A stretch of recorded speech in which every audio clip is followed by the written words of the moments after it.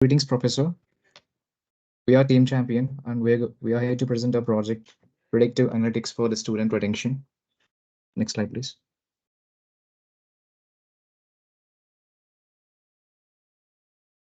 Yeah, myself, Shiva, Manoj, Jayant, and Santoshini. These are our team members. Next slide, please. And these are the contents of our presentation and what I'm going to discuss in the overall. Yeah. Next, please. So why we chose this data set is we all know that education is very important among the individuals, and we want to minimize and we want to improve the students' academic performance. And what our main objective lies is we want to predict whether we are able to predict student dropout and academic success using our machine learning capabilities and using PySpark capabilities. So we want to develop a predictive model that can optimize the interventions and increase the student retention rates and also improve the personal student success. Next, please. Yeah, the main business problem is the high student dropout rates among the country. So the dropouts affect the obviously the institution reputation, its financial health, and student personal growth as well. So we want to answer the question whether we are able to develop a model which we can identify the students at risk and use this data to improve their academic condition and also their mental health as well. Yep, next please.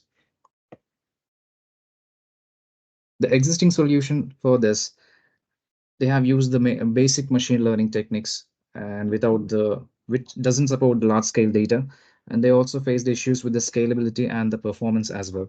So what we have done is we have integrated PySpark to handle this large data set, and also we have used advanced machine learning algorithms also to develop a better model as compared to the existing one. Is over to Manoj. Uh, Greeting, Professor. Today, I'm thrilled to guide you through our methodology for this predictive analytics project, which utilizes the power of PySpark. Our approach involves integrating a diverse array of the data sources, including the academic records, socio-economic backgrounds, and behavioral indicators.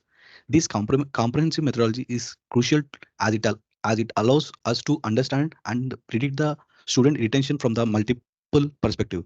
Thanks to PySpark, we can efficiently handle and process the large scale data.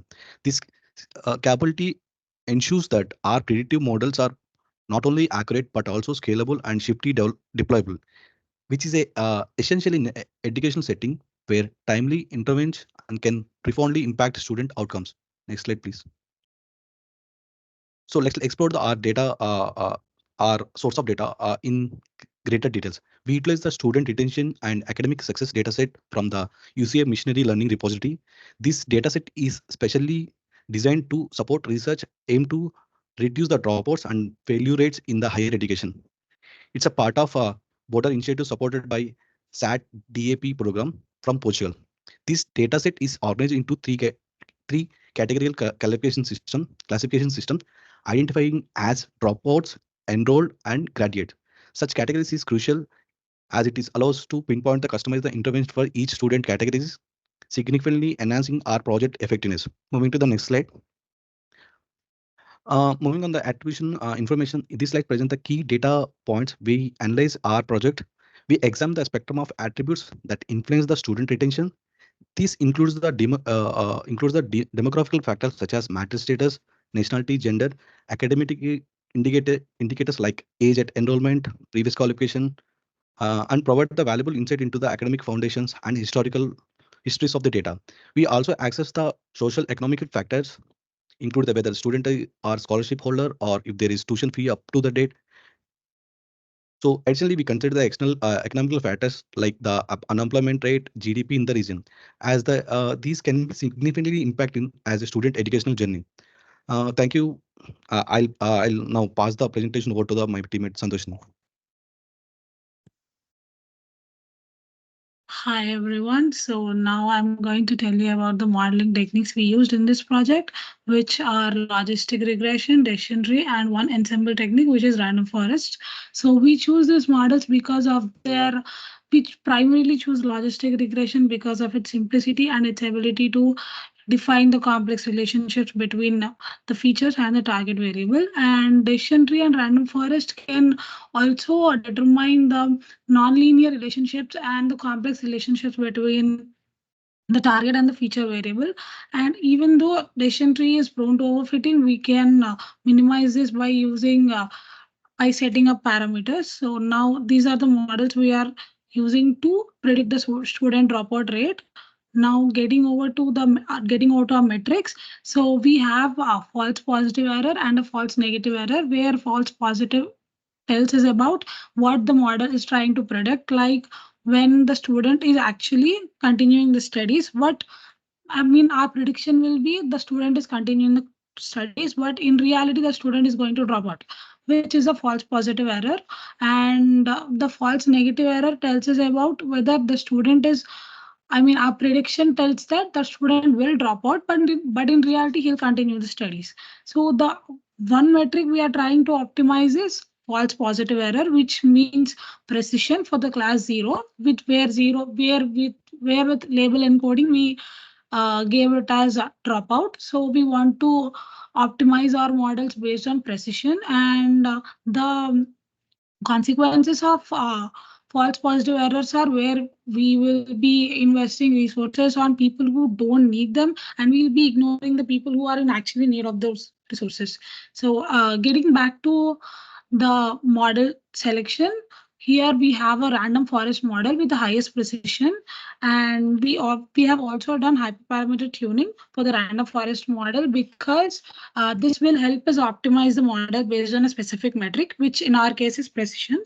And we can also prevent overfitting by controlling the complexity of the model, and we can improve its generalizability by adding bias and variance into the model, which will help us in better prediction. And going over next to this, as I said earlier, we chose the model which suits our analytics problem is based on precision, and it is random forest. Without hyperparameter tuning itself, the random forest is performing pretty well with 77% of accuracy. And now going over to the Python notebook, here we can see that this is the introduction part where we'll be introducing the data set and importing the required packages for solving our predictive analytics problem. And this is our data set. I mean, an overview of our data set. And these are the data pre-processing steps that we followed.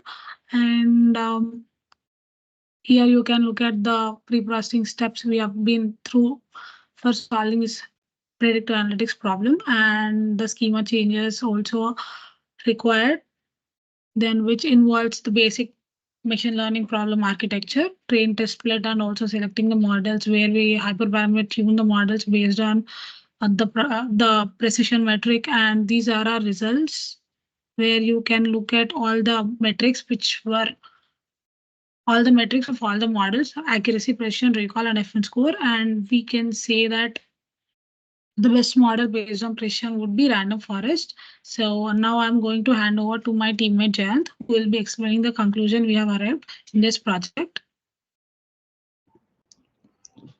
Thank you, Santoshni. To conclude the project, through the utilization of PySpark robust data processing capabilities, we have developed predictive models that hold the promise of revolutionizing educational practices. And we urge institutions to embrace advanced data analytics to move beyond traditional approaches and towards the future where interventions targeted to needs of each individual student. Next slide, please. Now we are focusing on the future scope. Here, for improvements, we recognize the importance of continually refining our predictive models to ensure they deliver the most accurate results possible. To do this, we can use neural networks and deep learning models. Next, we are looking into integration. To make these predictions for a meaningful action, we integrate our models by existing student management systems. By doing so, we can enable real-time analytics and expansion, like exploring other areas of applications such as predictive maintenance of institutional resources and facilities. That's all from us. Thank you.